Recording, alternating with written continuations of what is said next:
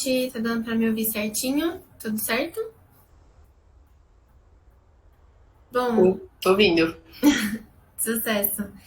Bom, galera, eu vou fazer uma introduçãozinha rápida aqui. Primeiro, eu gostaria de agradecer todo mundo que está aqui presente, tá? O que a gente vai falar hoje, o que a Hannah vai falar hoje, na verdade, é de extrema importância. Eu espero que vocês consigam absorver o máximo possível. Eu tive o prazer de conhecer a Hannah quando eu trabalhei fazendo estágio lá no CRAS, que é o Centro de Reabilitação de Animais Silvestres da Univap. Então, assim, eu conheço a Hannah, eu sei como ela trabalha, já vi ela trabalhando, tive, tive a honra de escutar as experiências que ela teve no Brasil e fora do Brasil, cuidando dos animais. Então, assim, eu acho que vocês vão gostar muito do que ela vai ter para falar. Eu espero que vocês absorvam muito e que isso entre na cabecinha de vocês e que vocês passem isso para frente, tá bom? Ela é médica veterinária pela USP, com ênfase em animais de vida livre, cativeiro e pets não convencionais. E ela vai falar sobre os animais silvestres e como que a gente pode ajudar, o que a gente deve e o que a gente não deve fazer. Tá bom? Então, Hannah, a hora que você tiver à vontade aí, quando você estiver preparada, pode compartilhar sua tela, pode falar o que for melhor para você. Deixa eu dar uma ajeitada aqui só. Uma guia.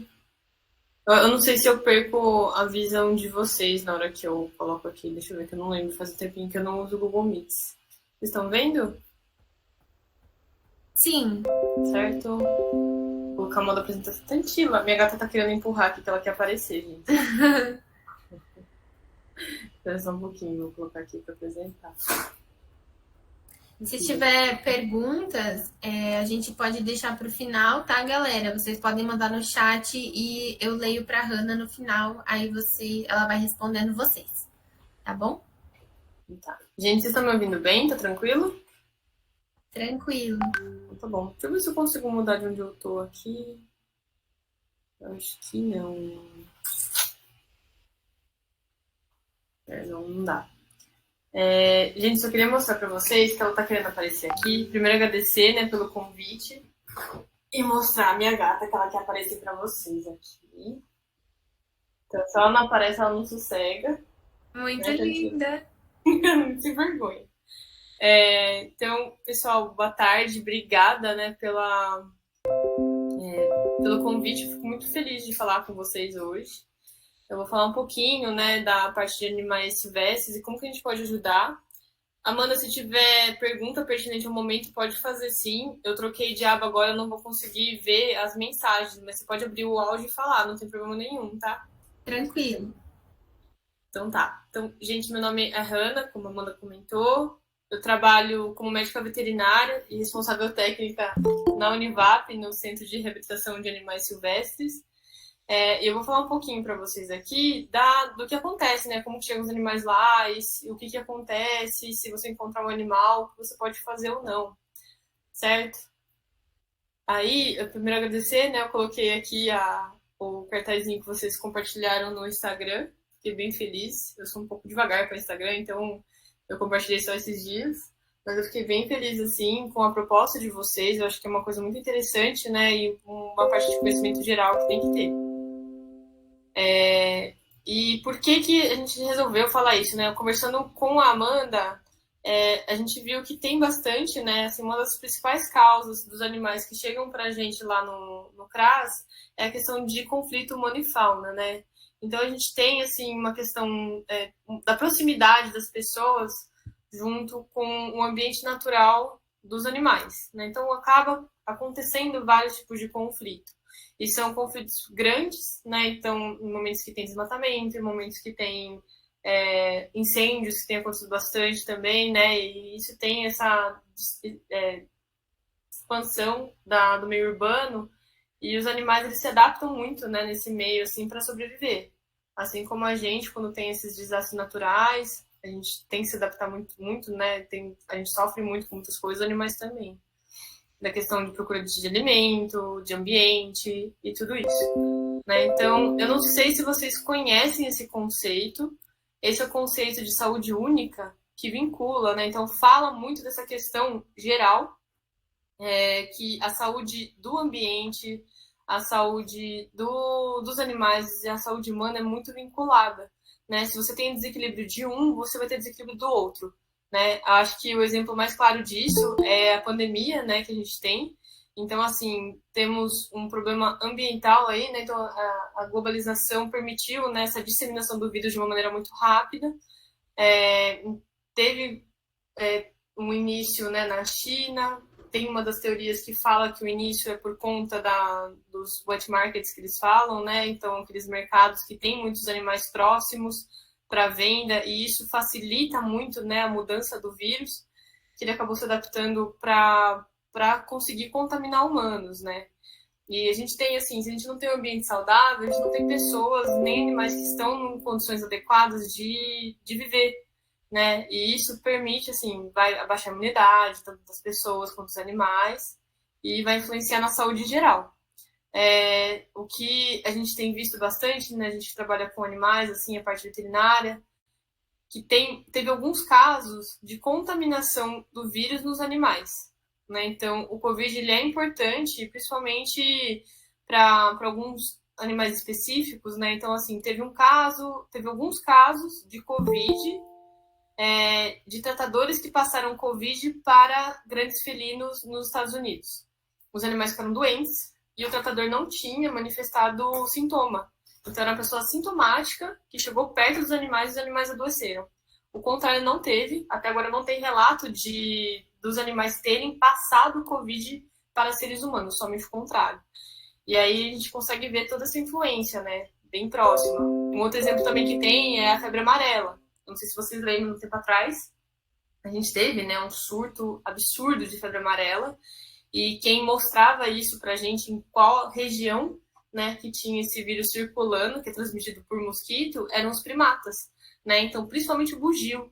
O bugio é uma espécie de macaco, né, que eles são animais super tranquilos, eles têm uma vocalização muito forte, então parece que você tá no meio da selva ouvindo um leão gritando e na verdade é um macaco, né? E eles são muito sensíveis ao vírus de febre amarela. Então, assim, para vocês entenderem como que fica vinculado, né? Então, eles conseguem saber, de acordo com o tipo de ambiente que tem ali, o animal, se o animal morre, se o bugio morre, e é detectado febre amarela, se o ambiente está com desmatamento, os mosquitos iam se disseminar de uma maneira mais rápida. Então, a transmissão ia ser mais rápida também, entendeu? E aí eles conseguiriam calcular o tempo que demoraria para esse vírus se disseminar de acordo com o ambiente que eles estavam, né, que esses animais estavam. E isso é no start para a Secretaria de Saúde, né, conseguir vacinar as pessoas que estavam no entorno, naquele raio de disseminação, para justamente não ter, né, essa transmissão muito grave do vírus. Então, olha só, né, eles são como se fossem os nossos anjos da guarda, nesse quesito assim, né? Então, a gente vê que a gente está com tudo isso muito vinculado. Porque a saúde é única, a gente não consegue desvincular, né? E isso é um trabalho grande que a gente faz também quando trabalha com animais silvestres. E aí, só para explicar um pouquinho mais, né? Então, em 2004, teve uma reunião para vincular nessa questão, dessa problemática do avanço de doenças que afetavam o humano, ambiente e animais, né? Então, nesse momento, eles desenvolveram esse conceito de saúde única. E aí, reconhecendo esses problemas com diversas causas, eles viam que tinham muitas doenças emergentes surgindo, a perda de espécies e populações, vinculado com a degradação de habitat, poluição, espécies invasivas e não nativas, e essa questão da mudança climática. Tudo isso influencia muito, né, o que a gente consegue ver hoje. Então, assim, são coisas que parece que é muito abstrato no nosso dia a dia, mas a gente vê que está tudo vinculado. Então, isso é extremamente importante. E aí, a saúde do indivíduo numa população reflete na saúde do ambiente que ele vive. Isso vale para o que a gente tem no dia a dia, né? E é no seu papel, de todos nós que estamos aqui hoje, de pensar, né, e auxiliar em todas as partes. Então, assim, essa questão, quando a gente vê uma contaminação, quando a gente vê o pessoal jogando lixo no chão, então a gente tem que trabalhar em cima disso como um ser pensante. A gente pensa e estamos aqui para ajudar, né? Então, todos esses detalhes, a gente tem que pensar que todo mundo vive num ambiente só, né? Eu não sei se todo mundo sabe, o Brasil acolhe 14% da biota mundial, né? Então é muita coisa, assim, dos países que tem, o Brasil é o que mais tem fauna. Então, às vezes, o que acontece, o pessoal não dá tanto valor porque a gente tem demais, né? Então, assim, é uma coisa que a gente tem muito trabalhar demais, assim, nessa questão de educação, não só com vocês, né? Então, a gente dissemina esse tipo de informação, a gente faz mais, a gente gera mais informações, mais dados para conseguir conversar com as pessoas entenderem, né, qual que é a importância desses animais. E aqui eu só coloquei para a gente ter uma abordagem geral. A gente fala que é o Centro de Reabilitação de Animais Silvestres, porque os silvestres são os nativos, né? O que passa um período da vida no Brasil. Os exóticos são os clássicos que a gente fala que tem no zoológico, né? Então, por exemplo, o pessoal vai para ver leão, a girafa, hipopótamo, e não são animais que são brasileiros. E aqui também entra como exemplo uma calopsita, uma cacatua, sabe? Então, não são animais que são originários do Brasil. É só para colocar um pouquinho para vocês. E qual que é a importância da fauna, né? Então, assim, ela trabalha na parte de ecossistema, então é bem vinculado, assim, eles funcionam, eles têm toda uma dinâmica, né, específica. Então, existe uma cadeia alimentar. Então, aqui eu coloquei alguns exemplos, né, para vocês verem. Então, serpentes que comem anfíbios, aves que comem serpentes, está tudo vinculado, né? Então, um nutre a necessidade do outro, assim como as plantas nutrem a necessidade de alguns animais e das pessoas também, né? Controle biológico de animais, inclusive, assim, as serpentes têm um papel extremamente importante nisso. Eu sou muito suspeita, e a Amanda também, né? Porque a gente gosta muito de serpente, demais, assim. Então, é uma paixão que a gente compartilha. E eles têm uma importância muito grande, né, na natureza. Uma serpente, ela vai ingerir, por exemplo, um roedor que é sinantrópico, que não é um animal, né? Existem algumas espécies de roedores que foram introduzidos no Brasil. E as serpentes ajudam nesse controle, né, populacional. Então, se uma serpente comer um rato, por exemplo, que está ali, né, disseminando algumas doenças, espalhando lixo, o que acontece? A projeção reprodutiva dele diminui, né? Então, em vez daqui a um ano a gente ter, não sei, uns 2.000 animais, a gente não vai ter por conta desse controle populacional que a serpente fez, né? Então, assim, a gente tem alguns animais, por exemplo, o gambá, que é muito confundido com rato também, se alimentando de escorpião, por exemplo, né? Então, assim, são animais que eles ajudam também nesse controle populacional e faz parte de todo o controle biológico, né? Desses animais também. E, claro, a parte de pesquisa, né? Então, a gente tem alguns animais que são considerados peçonhentos. Claro que os animais peçonhentos são aqueles que conseguem inocular o veneno, né? Então, eles têm algum meio de inocular o veneno. Daí, nesse exemplo, a gente tem algumas serpentes, a gente tem o escorpião, a gente tem as aranhas, as abelhas, né? Então, tem vários animais que são considerados peçonhentos aí. E eu não sei se vocês sabem, né? Por exemplo, existem instituições de pesquisa, por exemplo, o Instituto Butantan, que eles trabalham na produção de soro, né? Então, eles coletam esse veneno, né, do animal, então, seja aranha, seja escorpião, seja serpentes, e eles conseguem fazer o soro para justamente fazer o tratamento das pessoas que foram intoxicadas, né, que sofreram um acidente por animal peçonhento. Né? Então, assim, tem essa parte importante de coleta desses animais também. Né? Por exemplo, a gente conversa muito na Univap com o pessoal do Centro de Zoonoses.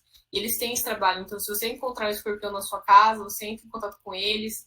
É importante fazer essa coleta para encaminhar esses animais para o Instituto Butantan ou algum similar, né, que consiga fazer esses soros. Porque a demanda de ter, né, esses soros, a gente precisa ter esses animais. Né? Então, são coisas que muitas vezes a gente não pensa, né? Então a gente tem que lembrar sempre desses detalhes. Não é todo animal, não é toda serpente que vai ser peçonhenta também. Tem vários outros animais que, por exemplo, os que comem sapo, eles não têm peçonha. Né? Eles têm um mecanismo diferente de se alimentar. E eles têm essa importância no ecossistema. Eu não sei se todo mundo sabe, esse remédio aqui no canto que eu coloquei, o captopril, ele é feito do veneno de uma cobra. Né? E muita gente não sabe disso. Então, assim, são vários medicamentos que tem um selante que é feito também do veneno da cobra. Então, assim, tem várias coisas, vários medicamentos importantíssimos que são feitos, né, dessas peçonhas. Então, eles têm uma função importantíssima na nossa saúde e muitas vezes a gente não vincula isso. Aí eu coloquei aqui um slide para mostrar um pouquinho, né, como que é a nossa estrutura, né, como que a gente funciona. E um motivo, assim, eu acho que uma das maneiras mais legais de mostrar, né, dessa parte de educação é mostrar como que a gente trabalha. Eu gosto muito do que eu faço, a Amanda gosta muito do que ela fez lá, então acho que é interessante mostrar para vocês também. Então a gente tem lá o Centro de Reabilitação de Animais Silvestres, então a gente está autorizado a receber esses animais, fazer uma triagem, tem uma documentação específica, porque a gente tem fiscalização de alguns órgãos ambientais, né? Então, assim, é tudo bem documentado. A gente precisa documentar tudo para explicar, né, que a gente não está fazendo uma coisa, assim, aleatória. Então, a gente tem regras para seguir, então a gente tem todas essas normativas para seguir também. E dentre as atividades que a gente tem também a parte de conservação de fauna, não só a parte de atendimento da fauna, mas de conservação. Esse sagui aqui, eu não sei se são todos de São José, esqueci de perguntar isso. Mas, assim, esse sagui da Serra Escura, esse carinha aqui, que ele tem uma cara de caveirinha, tá vendo? Esse é um animal ameaçado que é da nossa região, aqui de São José dos Campos, né, da região do Vale. É um sagui que ele é ameaçado de extinção. E nós, ali do CRAS Univap, a gente trabalha muito com a parte genética desses animais, né? Então, a gente tem uma família, a gente tem várias famílias ali que estão para reprodução, por ser um meio que eles ficam muito bem, né? Então, aqui é a casa deles, né? A gente trabalha com uma moça, uma veterinária que trabalha com toda a parte genética. Então, ela é responsável pela parte genética desses animais. E quando precisa, né? Então a gente tem um nascimento, a gente comemora, conversa com ela, ou se chega algum animal dessa espécie, a gente comunica essa veterinária e ela vê para onde outros estabelecimentos de fauna que trabalham com conservação podem receber ou enviar algum desse indivíduo, né, para reprodução, para a gente conseguir aumentar o número de indivíduos em cativeiro para depois soltar, né? Então a gente tem esse trabalho aí como se fosse um guardião dessa espécie. E hoje eu cheguei aqui, tô toda esbaforida porque eu tava mexendo com eles agora do dia inteiro, tava vendo como que eles estavam, né? Então tô com uma cara até de cansada, peço desculpa pra vocês aí. Das nossas estruturas, então a gente tem a quarentena, onde tem tanto ambulatório, né, sala de atendimento, existe uma sala de necrópsia que é extremamente importante. Quando o animal morre, a gente precisa saber o que aconteceu com ele.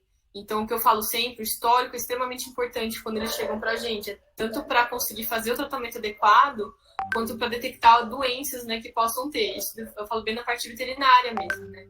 Então, assim, saber o que aconteceu com o animal antes é extremamente importante para saber o tratamento, ou se acontecer dele chegar muito mal e ele morrer, a gente saber o que aconteceu.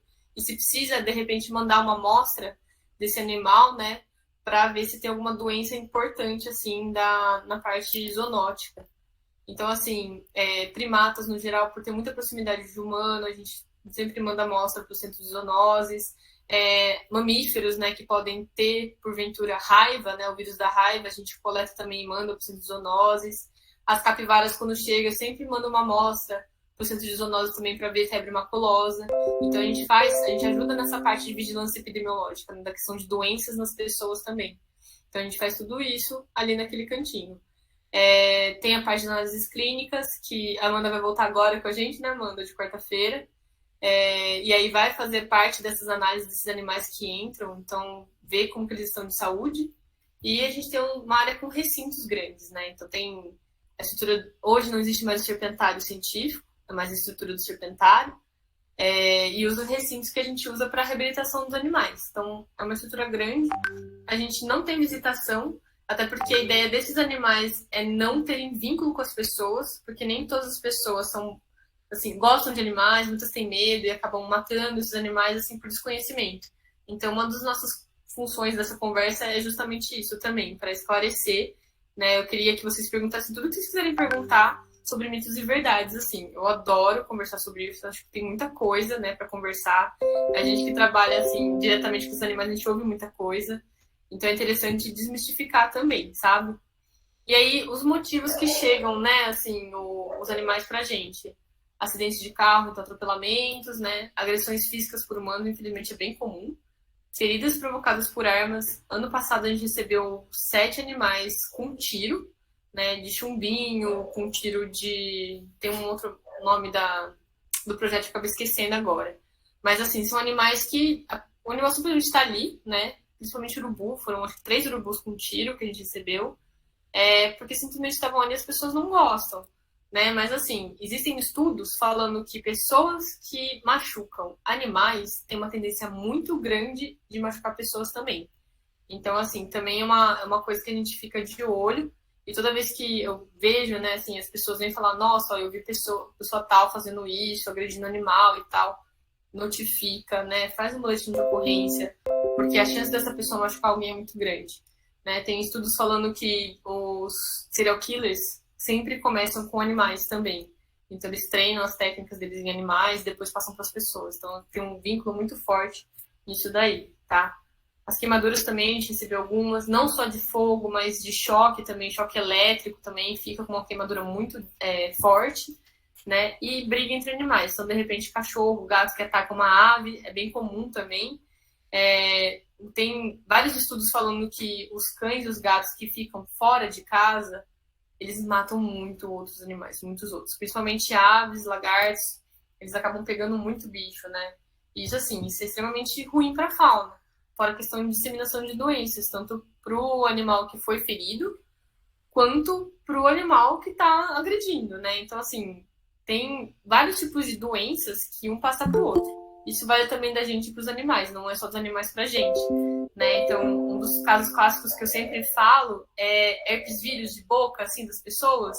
Esse herpes vírus da pessoa, ela é extremamente letal para a saguis. Então, se você, por exemplo, tem várias pessoas, assim, isso eu vejo muitas vezes, a pessoa tá comendo uma fruta, aparece um sagui pedindo fruta. E aí a pessoa vai lá, pega da boca e dá pro sagui. Se a pessoa tiver com herpes proliferando e disseminando, na hora que encosta no sagui, ele é extremamente sensível, né? E ele começa a manifestar várias lesões na boca inteira, intestino, etc. E ele morre muito rápido. Então, assim, é extremamente letal para esses animais. E normalmente não tem o que fazer, porque ele chega numa condição muito grave. Né? Então, são coisas simples que pra gente não acontece nada. A maioria da população tem herpes vírus, né? Esse herpes labial. E para eles é extremamente letal, né? Então, imagina nós aqui na região do Vale, que a gente tem esse sagui do serra escuro que é ameaçado de extinção, sendo, assim, tendo uma pressão, né? De conservação por conta de uma coisa que é simples para o ser humano.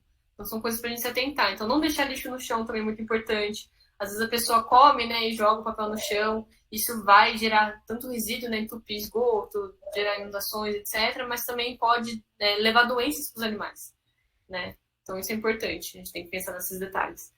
E é uma coisa que eu falo, que a gente tem que saber, é saber identificar o animal, né? Então, assim, saber do que a gente está lidando, o que é normal, o que não é, né? Então, se aquele animal está ali, ele era para estar ali, né? Que animal que é aquele? Então, eu sempre falo que a gente começa do básico. Aqui eu coloquei um de nutricionais também, que é uma pincelada que eu vou dar depois, que são coisas específicas de cada animal, né? Mas a gente começa pelo básico. Então, ele parece um gato, né? Ele parece um coelho, ele parece uma vaca, ele parece um cavalo, ele parece um cachorro, né? Que animal que pode ser aquele lá? E dentro dessas variações, dessas classificações, a gente tem muitas espécies, né? Então, são vários detalhes assim, mas assim, se você não entende de fauna, não tem problema. Né? A gente pode falar assim, tem um cachorro lá que tá meio diferente, lembra mais uma raposa, né? Pode ser um cachorro do mato. Ou, nossa, eu vi parece um gato, mas assim, meio cinza, né? Meio marrom, comprido, assim, com a cara mais puxada. Olha, pode ser um gato morisco. Né? Então a gente conversa assim. Se você não sabe o que é, não tem problema, a gente conversa para entender o que está acontecendo. E eu vou falar assim, eu adoro ver, né, conversar sobre, encontrei tal animal em tal lugar, tipo um tatu, vi um tatu não sei aonde. Eu adoro, porque eu sei que a gente consegue ver, né, se eles estão se virando bem, assim, na região que eles estão morando, né, e se, assim, eu fico pensando sempre se eles estão num ambiente que seria adequado para eles ou não, né, então a gente consegue rastrear essas ocorrências, então essas são coisas interessantes para a gente saber. E filhotes, né, então a gente tem filhotes, os filhotes são os mais difíceis de lidar, né, por questão, assim, de conseguir trabalhar com eles, né? Qual que é a necessidade real de você tirar um filhote, se ele está realmente em apuros ou não. Então, eu sempre coloco aqui os filhotes que estão em uma situação delicada, né, que eles realmente foram abandonados, eles podem ter, tipo, algumas crises, né? Então, uma tríade que a gente fala de filhotes, eles ficam com hipoglicemia, hipotermia e desidratação. Então, eles perdem muita temperatura, eles ficam gelados, eles ficam pouco ativos, ficam muito quietos, né? E para reverter isso é muito difícil. Então, é uma maneira de saber se a gente tem que intervir. Porém, tem vários animais que eles passam, por exemplo, o final do desenvolvimento deles no chão. Então, isso tem acontecido bastante desde setembro, né? Porque é primavera, então os filhotes começam a nascer, eles se desenvolvem, e até agora, final do mês, mais ou menos, vai ter ainda muito filhote no chão. Então, o que a gente pede sempre, se você encontrou um filhote, entre em contato para saber se realmente a gente precisa, né, intervir nessa situação. Então, a gente precisa realmente tirar aquele filhote de lá? E aí, as situações que a gente tem, que a gente recebe. Ah, encontrei parece que é um sanhaço, né, que é um passarinho pequenininho, assim, ou é um bem-te-vi que tá no chão, aquele tá piando muito. E aí eu pergunto como que tá, se ele tá ativo. Eles são filhotes que eles terminam o desenvolvimento no chão, eles passam uma semana no chão, assim, com os pais voando ao redor. Né? Então, assim, eu sempre falo para tentar, né, deixar aquele filhote ali, porque, assim, a gente cuida bem, a gente gosta muito de cuidar, mas a melhor coisa para eles é serem cuidados pelos pais, né? Então, assim, os pais estão lá 24 horas por dia para isso, né? Então, eles vão conseguir ensinar, eles são da mesma espécie, vão conseguir ensinar esse filhote a comer de maneira adequada, de se esconder, né? O que evitar e o que procurar. Então, são coisas importantes. Aqui são tapitis, que são filhotes de. Esse aqui é filhote de tapiti, né? De um coelho silvestre. Então, não é coelho doméstico. Eles têm umas características muito parecidas com o coelho doméstico, né? São fofinhos, assim, desse mesmo jeito. E, assim, esses filhotes, eles ficam intocados e eles ficam ao redor da toca, né? Então, se encontrar esse animal, o ideal é não tirar também, né? Para eles serem cuidados pelos pais, assim. E aí, assim, observar se os pais estão ali. E para essa espécie, o comum eles irem ali, a mãe vai alimentar os filhotes uma ou duas vezes por dia, né? Então, assim, até para a alimentação deles de órfão, tem que ser um leite muito gorduroso, né? Porque eles precisa durar mais tempo no animal. Esse aqui é um filhotinho de urubu, não sei se todo mundo já viu um filhote de urubu, ele é muito fofinho, né? Então, o que acontece? O urubu acontece muito de fazer ninho no teto, no telhado, né? Assim, no forro.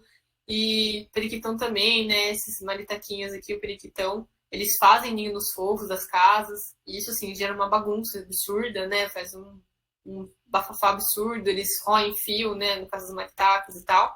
Só que, assim, eles são animais que acharam um ambiente para cuidar, né? Então, assim, os pais escolheram aquela casa porque, assim, eles viram que é um abrigo bom, né? Que é perto de comida, então eles conseguem procriar e cuidar dos filhotes ali.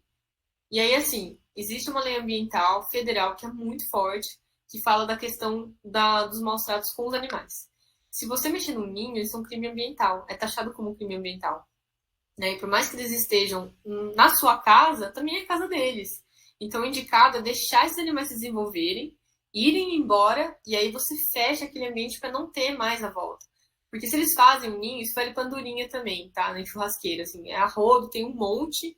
Eles adoram fazer, assim, ninho em churrasqueira, né?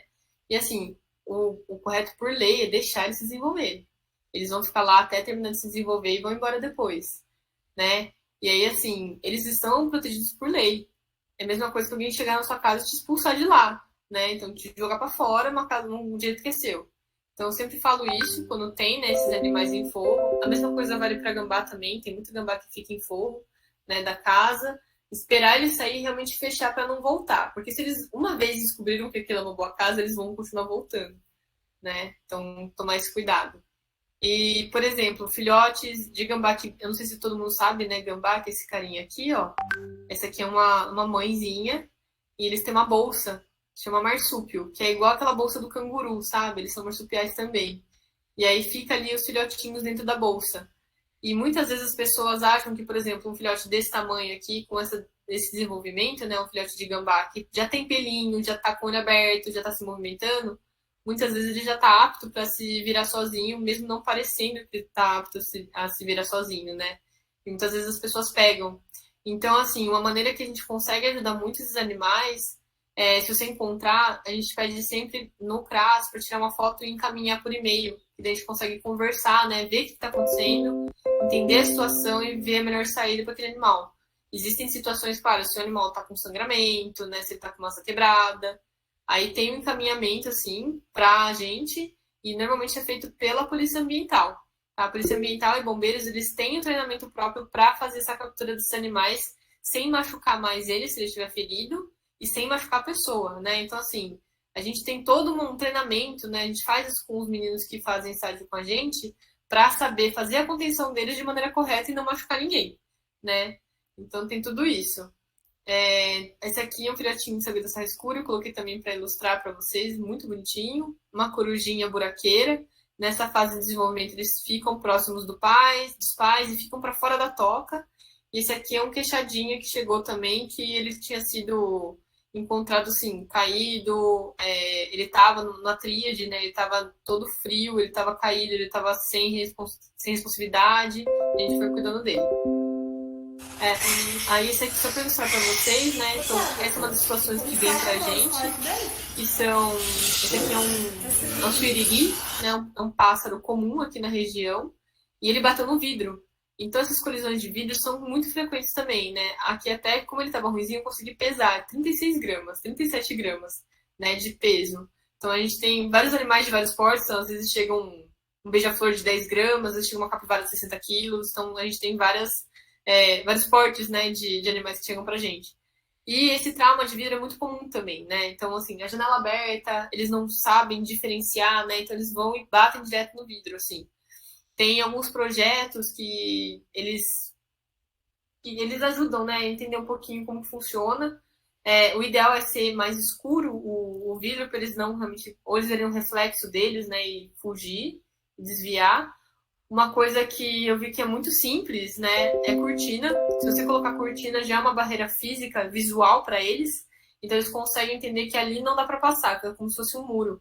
E eles não têm essa batida, né, assim, tão forte. Porque eles estão voando a toda velocidade e eles acabam batendo no vidro.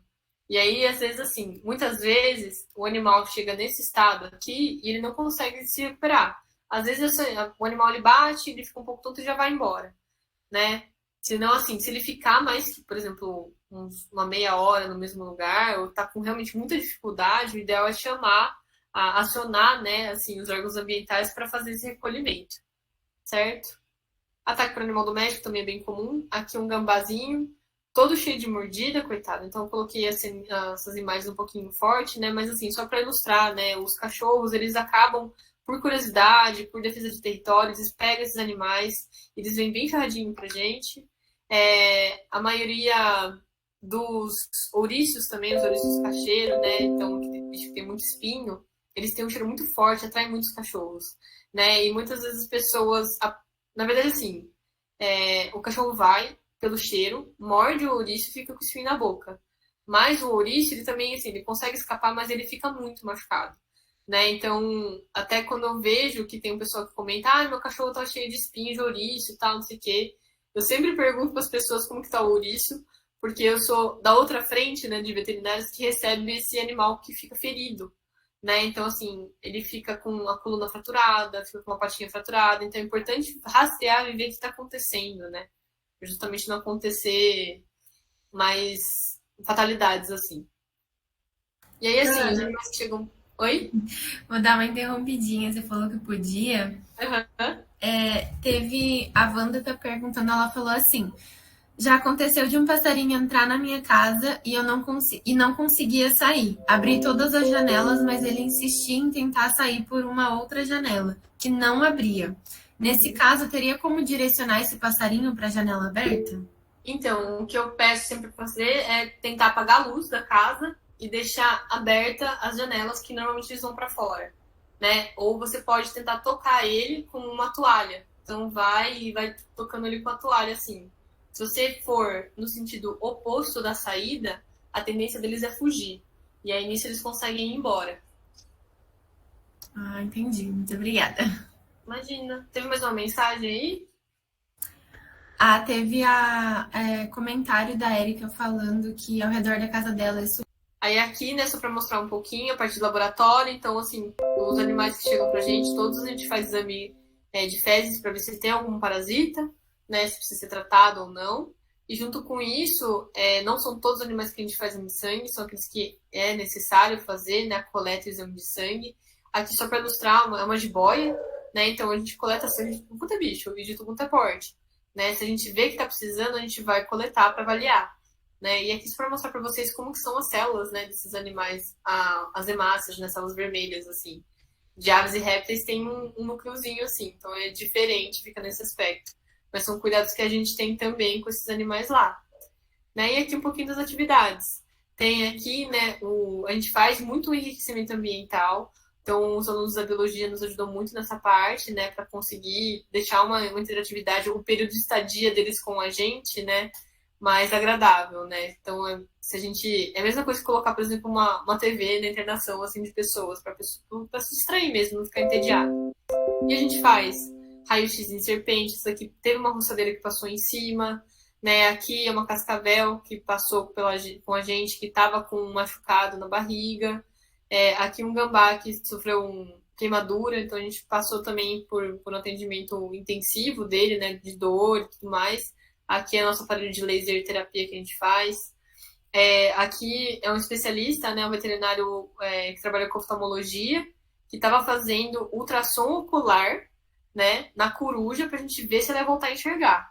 Ela chegou com histórico de trauma, né? Então ela bateu. Não sei se foi no vidro, não sei se foi com um carro, e ela apresentou uma cegueira. Ela não estava enxergando nada naquele momento. E aí eu chamei ele para fazer essa avaliação para ver se, por exemplo, tinha um aumento de pressão no olho, né? Sabe quando a gente faz aquele check-up no oftalmo? A gente faz também nesses animais, quando precisa, né?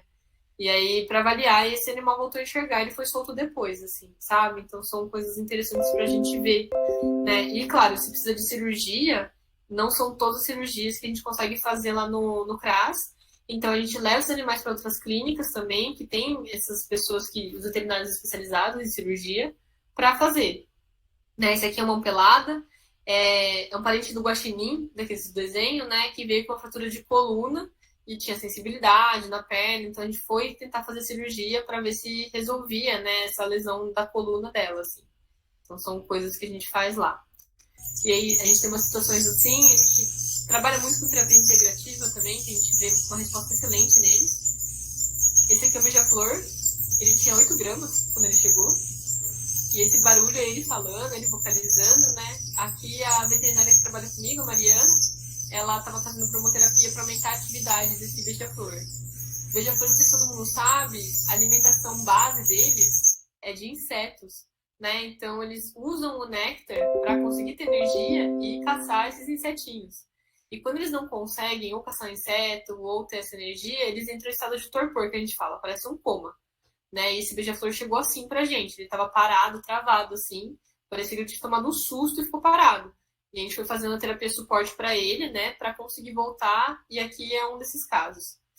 Aqui do lado a gente tem uma veterinária que vai lá para nos ajudar para fazer acupuntura nos animais, então a parte de recuperação, de movimento, de dor, a acupuntura, assim, ela ajuda muito, né? Então dá para ver aqui, um fundinho aqui, umas agulhinhas, tá vendo? E a cor, né? Os utilizam na cromoterapia também para auxiliar nesse tratamento. E aqui um jabutizinho que não estava comendo muito bem, então a gente utilizou a cromoterapia para estimular esse apetite, assim. Então a gente usa bastante. Também tem a homeopatia que a gente usa, a moxa, né? E esse aqui são alguns casos que eu queria mostrar para vocês de sucesso, né? Então aqui foi um vídeo que mandaram pra gente. Então, assim, o gavião apareceu, esse é um gavião pinhé, ou um gavião carrapateiro, né? Que apareceu na casa de uma pessoa desse jeito. Então, provavelmente ele tomou alguma batida também, alguma pancada, não sei qual exatamente, não sei se tinha vidro na casa, ou não sei se foi atropelado. Às vezes eles estão dando um rasante e bate no carro, né, e cai em algum lugar. Aqui dava para ver que ele tinha um movimento de perna, mas assim, não conseguia se mexer muito bem. Aí a polícia militar encaminhou pra gente. E aqui, uns dias depois, ele conseguindo ficar em pé, né? A gente forneceu alimentação, a gaiola dele estava fechada porque são animais mais estressados, então a gente deixa eles cobertos para diminuir esse estresse. E aí foi fazendo tratamento para recuperação, e aqui foi no momento que a gente soltou ele. Então a gente conseguiu, né, assim, por conta do tratamento que a gente fez, do tempo de tratamento deles também, que é extremamente importante. Dá pra ouvir ele falando no fundo, na verdade, mas assim, às vezes ele saiu tão rápido da gaiola que não deu pra filmar, sabe? É só pra mostrar alguns casos de sucesso que a gente teve. Hanna, Oi. mais uma pergunta. Vou falar. O Pedro perguntou aqui, como e quanto tempo demora pro animal silvestre ele voltar pro meio selvagem depois de um resgate? É uma boa pergunta. Depende muito do caso, viu? Então, assim, vai depender do estado que ele chega e como que ele tá, o tempo que demora, de repente, para ser atendido, né? Então, existem casos e casos. Assim como nas pessoas também, né? Então, muitas vezes, assim, tem um quadro mais grave, tem um quadro mais leve. Então a gente tem que avaliar bastante isso também, né? Mas assim, vai muito da situação do indivíduo, não tem um tempo muito fixo, né? Deixa eu ver o que mais.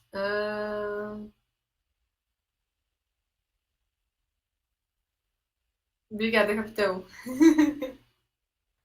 Aí aqui a gente tem um beija-florzinho que eu falei pra vocês. Então ele chegou desse jeito aqui, né? No estado de torpor, que ele quase não se mexe, parece que ele tá morto, né? Então assim, ele realmente assim, tá com. Baixou a glicemia dele, então ele não conseguiu comer, ele passou mal mesmo, né?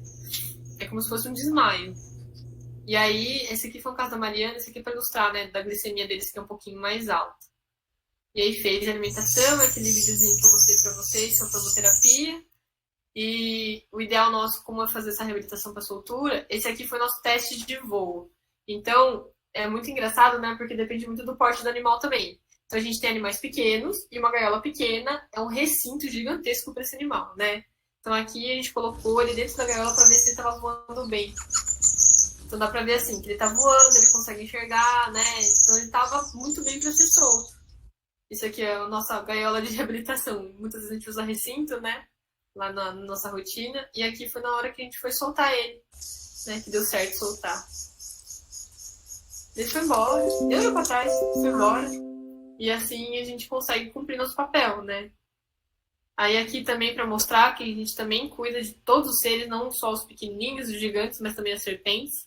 O pessoal tem muito medo, né, de serpente. A gente respeita muito, né? A gente conhece o comportamento desses animais. Então, isso aqui é uma jararaca que veio com fratura de coluna, porque passou uma roçadeira em cima, né? Então, dá pra ver uma lesãozinha. A gente fez o raio-x, a gente fez exame de sangue, tratou, né? Fez a laserterapia, fez a homeopatia. Então, o animal estava se recuperando aí, né? Então, assim, todos os seres são importantes, né? As cascavéis, as jararacas, o pessoal tem muito medo, né? São animais que a gente não tem muito conhecimento. Mas eu falo, gente, que o bicho não tem perna, sabe? Coitado. Né? Então a gente tem que tomar todo um cuidado com eles também, claro. A tendência de ataque deles normalmente é quando se sentem ameaçados. E mesmo assim, muitas vezes eles não vão usar o veneno deles, né? Imagina que o animal que não tem perna, a única defesa deles é realmente o veneno. Então eles não vão usar em qualquer condição. Às vezes eles vão, até existe o bote seco desses animais, que eles dão um bote para dar um chega para lá mesmo. E eles não usam veneno. Então tem pessoas que tomam bote, mas não tem um veneno inoculado. Né? E normalmente assim, esse veneno quando é inoculado vai depender muito da quantidade de veneno inoculado na pessoa, né? Da pessoinha. E se isso acontecer, o que a gente sempre orienta é não tenta bater no bicho, matar, né, a cobra, etc. Tira uma foto e se afasta do animal. Tá? Porque às vezes na hora da pessoa, no susto, na raiva, tentar bater no bicho, matar o bicho, recolher o bicho, ele pode ser picado de novo. E não é isso que a gente quer. E nesses casos, tirar uma foto e encaminhar, né, para o hospital regional, é sempre hospital regional, tá? Não adianta ir no posto de saúde, não adianta ir em lugar com convênio médico, não. É sempre hospital regional, porque o soro ele é disponível para todo mundo, né, para todos. Então, está sempre no hospital regional e eles têm um treinamento específico para isso, né? Para utilizar esse soro no momento adequado. Às vezes, se for em bote seco, a pessoa não precisa, vai ficar em observação, né? E, assim, sempre com muito respeito trabalhar com esses animais. Uma maneira muito simples de evitar, né, a presença de serpentes, né, ao redor das casas, eu falo que é a oferta de comida. Né? Então, se tem lixo, se tem entulho, se aquele ambiente não está legal, se ele está muito contaminado e vai aparecer rato, eles vão atrás para comer esses ratos. Né? Então, se a gente manter uma área limpa, né, sem entulho, sem a possibilidade de ter ratos ali na região, né, não vai ter serpente. Eles não vão querer ficar lá. Eles não vão querer ficar lá porque não tem oferta de alimento. Né? Então, são coisas simples para a gente atuar e trabalhar. No caso de fazer, por exemplo, uma trilha, eu vou fazer uma trilha porque eu gosto, né? Usa uma bota de cano alto, usa perneira para evitar essas situações, né? Então, assim, às vezes você está fazendo uma trilha numa mata fechada. A chance de você encontrar uma serpente na própria casa dela é muito grande, né? Então, a gente sempre fica pensando nesses detalhes, assim. São coisas simples para se pensar. Aí, esse aqui também é um caso de um outro mão pelado que chegou pra gente. né, uma fêmea. Ela chegou nessa situação, ela foi mordida por cachorro, né? Aí a gente fez a medicação no potinho de comida. Ela tomou bem, a gente conseguia fazer laser, a gente fez ozônio. Ela ficou bem e foi solta depois.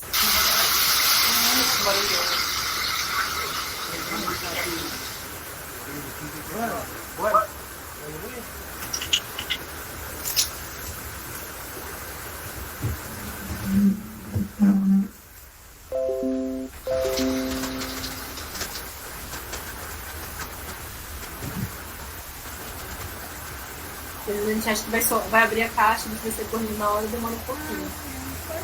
E aí foi em toda paz, calmaria, embora.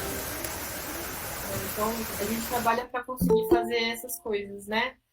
Essas solturas boas. E aqui também os trabalhos que os alunos da biologia fazem, né? Com os animais que eles mesmos recebem, que eles atendem, que eles participam da reabilitação, né? Eu não sei se todo mundo sabe, esse bichinho aqui no canto que parece um dinossaurinho, é um filhote de tucano, né? Um tucaninho, o tucano toco, que é esse daqui, né? Que tá aqui na imagem. Eles nascem assim, sem pena, né? Com o ninho fechado e precisam de muita atenção para conseguir se desenvolver. E a gente faz parte, né, da nossa prática também fazer esses manuais de educação ambiental. Então, um pouquinho das coisas que a gente faz ali. Eu não sei se vocês têm mais dúvidas. Eu falei bem rapidinho mesmo. E agradecer a vocês. Nossa, Hannah, muito obrigada. Eu fiquei boba aqui, porque eu gosto, né? Mas eu fiquei aqui sorrindo, vendo. E eu adorei que você falou bastante das serpentes, né? Porque o pessoal ele tem muito tabu com serpente e, meu Deus, eu vejo uma cobra, eu tenho que matar. E não é assim, né? Tem muita gente que acha que é assim e não é assim, né? E não tinha te contado, não sei se eu tinha te contado, mas o meu mascote, né, para minha gestão aqui é uma jararaca. Adorei. Fiquei muito feliz de você ter falado, principalmente da questão do uso do veneno que elas têm, né, da peçonha que elas têm para remédios que a gente usa. Muita gente acha que não serve para nada, que a cobra tá lá só para fazer mal. Não é assim, todo animal ele tem seu papel, né? E eu fiquei muito feliz. Nossa, de verdade, muito obrigada por estar participando desse projeto. E, pessoal, vocês têm mais algumas perguntas? Podem mandar aqui no chat. Eu tenho algumas aqui no meu celular que eu vou ler depois. O Pedro mandou aqui. Quais pets não convencionais é possível ter? Digo isso porque tem gente que possui alguns animais exóticos em casa e parece algo ilegal. Legal a pergunta, muito boa. Tem alguns que são considerados pets não convencionais e são domésticos. Então, por exemplo, coelho, rato. Ratos são excelentes pets. O pessoal duvida muito, assim, mas eles são muito carinhosos, né? Porquinho da Índia também, calopsita, tem alguns canários também. Se tem os animais que são um pouco diferentes, eles normalmente são de criatório. Então, tem que ver se eles são de criatório comercial legalizado pelo IBAMA. Né? Então, entre o caso de papagaio, arara, jiboia também, até corn snake, essa cobra do milho, também tem criador comercial. Né? É importante você rastrear sempre se tem uma origem legal ou não, com nota fiscal, né? Se está tudo adequado nas documentações para ver se tem, né, uma autorização do IBAMA. Então, são esses detalhezinhos. Mas o checklist é esse. Se é de criatório legalizado e se tem nota fiscal. Né? Então são esses dois detalhes, assim. Se quiser citar algumas espécies aí, eu acho que até facilita mais. O gecko também hoje em dia tem, hedgehog, mas tem que ser de lugar legalizado, né? Porque assim, normalmente tem fila, eles são animais mais caros, eles demandam um cuidado maior. E lembrar sempre que, assim, todo animal precisa de atendimento veterinário também. Não tô vendendo meu pão aqui, não, gente. Eu trabalho só com esses bichos, tá bom pra mim, sabe? Mas são animais que são difíceis de lidar, assim, sabe? Tem que estudar muito pra trabalhar, né? Então, assim, toda abordagem é diferente, sabe? É diferente de um cachorro, de um gato que você chega e pega. Eles têm todo um comportamento diferente, né? Então, assim, veterinário especializado é muito importante. Sobre as serpentes, que eu gosto sempre de falar, assim, que o pessoal sempre pergunta, né, os mitos e verdades, assim. Se cada gomo do guiso da cascavel é equivalente a 1 ano de vida. Isso o pessoal sempre pergunta, né? Então, não é. Depende muito da temperatura e da alimentação, né, que eles têm para fazer a troca de pele. Então, assim, o humano, a gente esfarela, né? Sabe quando fica com umas sujeirinhas, assim, na pele? Porque a gente toma banho com uma certa frequência, né? Espero todo dia, das pessoas. E as serpentes não. Elas crescem, elas precisam trocar aquela pele inteira, né? E fica, assim, uma pele inteira mesmo. Eles trocam a pele inteira da cabeça até a cauda. E toda vez que eles fazem isso, e vai depender da alimentação, da temperatura, cresce um gominho. Mas também eles podem perder aquele gomo. Aquele gomo ele é simplesmente como se fosse o material da unha, assim, sabe? A queratina. Então, muitas vezes eles perdem, acaba quebrando, cai, né? Então você pode ver uma serpente adulta, uma cascavel adulta sem gomo nenhum, assim como você pode ver um filhote de menos de 1 ano com 5 gomos, né? Então são coisas diferentes. Tem como identificar a cobra coral verdadeira e de falsa? Tem. Inclusive, assim, lá no CRAS, a gente tem uma parceria com o Centro de Zoonoses, e toda vez que tem uma ocorrência, eles pedem uma identificação, né? Então, assim, tem uma ocorrência de um munícipe. Encontrei uma cobra aqui na minha casa, o que eu faço? Fala com o Centro de Zoonoses. Eles vão lá, eles vão averiguar o que está acontecendo, eles vão documentar aquele animal e vão passar para o munícipe se ele é peçonhento ou não. Né? Normalmente, eles pedem se é peçonhento ou não. Eu já vou chegar na coral verdadeiro ou falso. Mas assim, aí o que acontece? Eles mandam uma foto pra gente, ou mandam o animal pra gente se tá ferido, pra gente identificar, pra saber se é de importância médica ou não. Então a gente também faz isso com o auxílio ao município, tá? Então a gente faz parte de extensão. E aí, assim, a gente consegue... A maioria das serpentes que eu vejo, elas estão mortas nas fotos. As pessoas matam. E, assim, 90% das vezes, elas não são peçonhentas.